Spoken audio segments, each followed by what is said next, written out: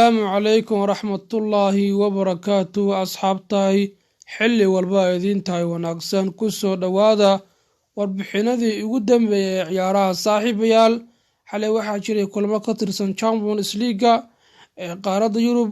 naadiyaal badan ayaa guuleystay, halka naadiyaal badan oo laga filan karay guul ay barbaro ku soo dhamaysteen. Ilan Haaland oo si wata goolintiisii horyaalka Premier League iyo Champions League waxbana laga qaban lahayaa saaxiibniyahayna.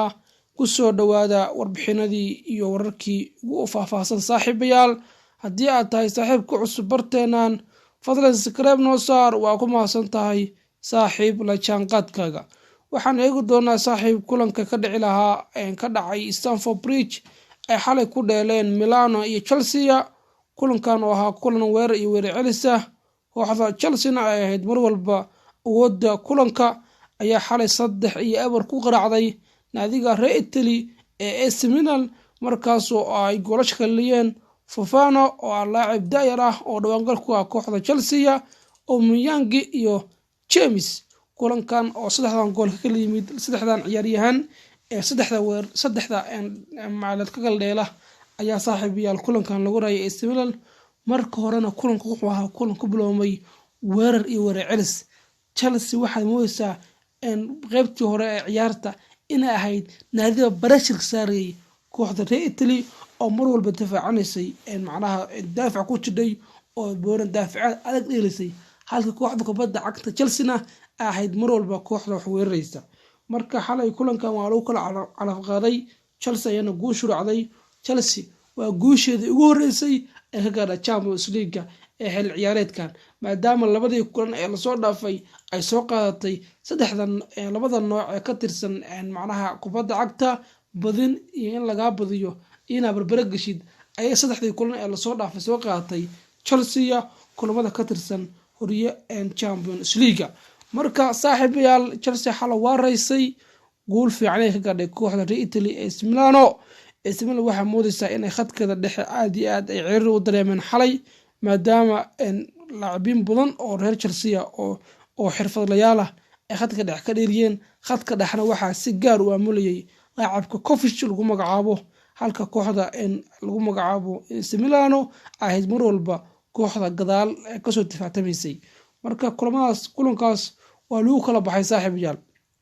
waxaan eegi doonaa saaxiibayaal kulanka kooxda Real Madrid iyo kooxda Shakhtar Donetsk iyo xalay la dheelay. kulankaasna wuxuu ahaa kulan aad iyo aad u fiican, laakiin kooxda Real Madrid xalay waxay ku baxsatay 1 gool oo 2-1 ayay ugu reysay Shakhtar Donetsk.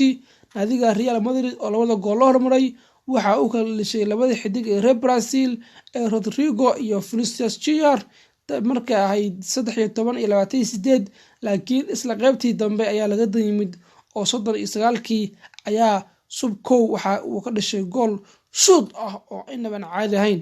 marka saaxiibayaal qaybtii ugu dambeysay ciyaartana Marco Asensio ayaa boon xagaldaacnimo oo shoot adag ah waxa uu ku dhuftay birta 92 markii marisay macnaha kulanka booniga.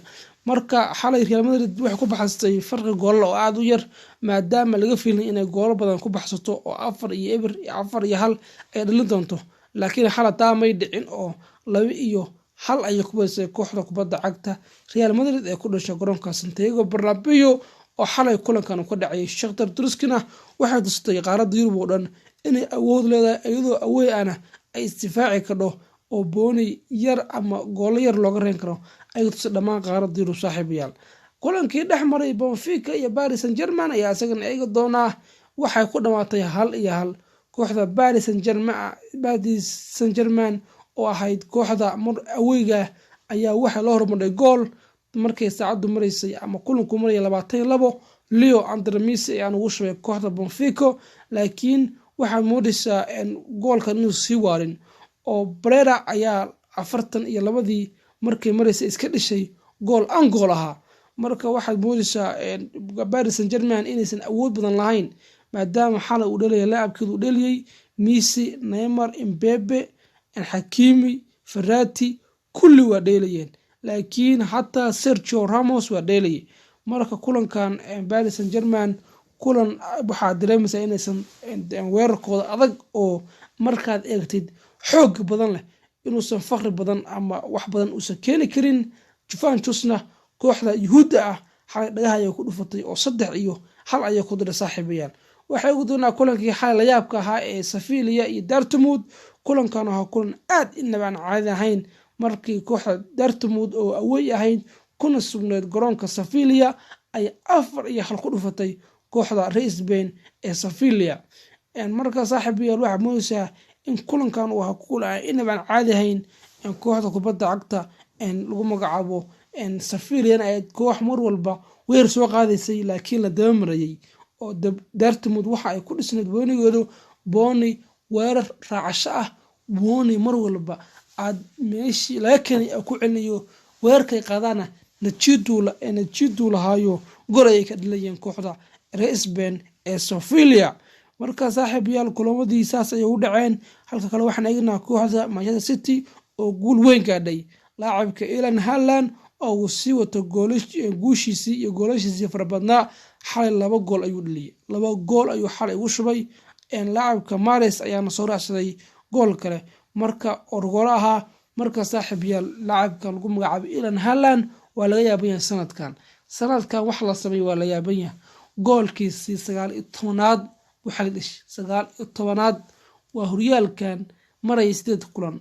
Champions League maraya 3 kulan waxaa la marayaa 19 gool. yarkaan marka goolashii 2012 ka dhashay Lionel Messi kooxda Barcelona u dhashay oo 90 aad ninkan waa dhaafayaa. ninkan 150 iyo 140 ka sanadkan waa dhalin kara ninkan inaba caadi ma. marka saaxiibayaal kulamada Champions League intaas ayaan saaxiib u gudbi doonaa. waana mahadsantiin saaxiibayaal.